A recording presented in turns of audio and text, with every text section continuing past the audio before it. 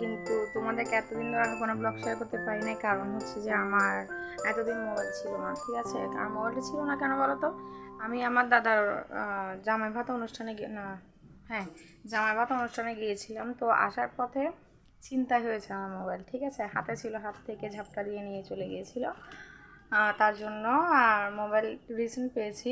Recent বলতে মানে পয়লা বৈশাখের সময় নিলাম। আর নেওয়ার পর থেকে আর অনুষ্ঠান আর কোনো ব্লগ করা যাচ্ছে না। ঠিক আছে, তো ভাবতেছি অনেক দিন হয়ে গেছে, এবার ব্লগ দিতে হবে। তো তার জন্য আজকে ব্লগ শুরু করা। আজকে বিশেষ কিছু শেয়ার করতে পারবো কিনা ঠিক জানি না, কিন্তু আজকে আর আমার কোনো রান্না বান্না নেই। কেন বলো তো, কারণ হচ্ছে যে আমার পিসি শাশুড়ি রান্না করছে। তো চলো কী রান্না করছে দেখা যাক।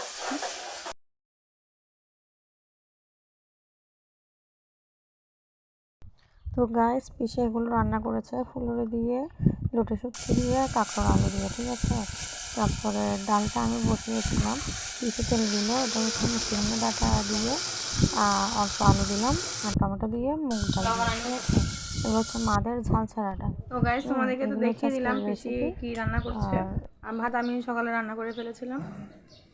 আর দুঃখের সাথে জানাচ্ছি যে মাসি নেই, মাসি ইন্ডিয়া চলে গেছে। আম, তো এখন হেল্প হ্যান্ডটা নেই, কিন্তু আজকে মাসি সরি পিসি রান্না করতে ঢুকলো। তো আজকের জন্য বেঁচে গেলাম আমি রান্নাঘর থেকে।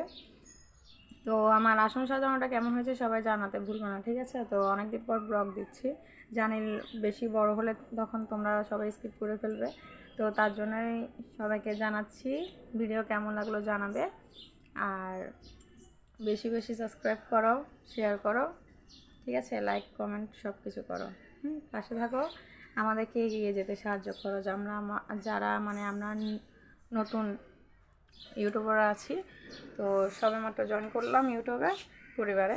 তো সবাইকে বলতেছি, তো আমাদেরকে একটু সাহায্য করো এগিয়ে যাওয়ার জন্য। তো সবাই ভালো থাকবে, সুস্থ থাকবে। ব্লগটা এখানে শেষ করছি, টাটা।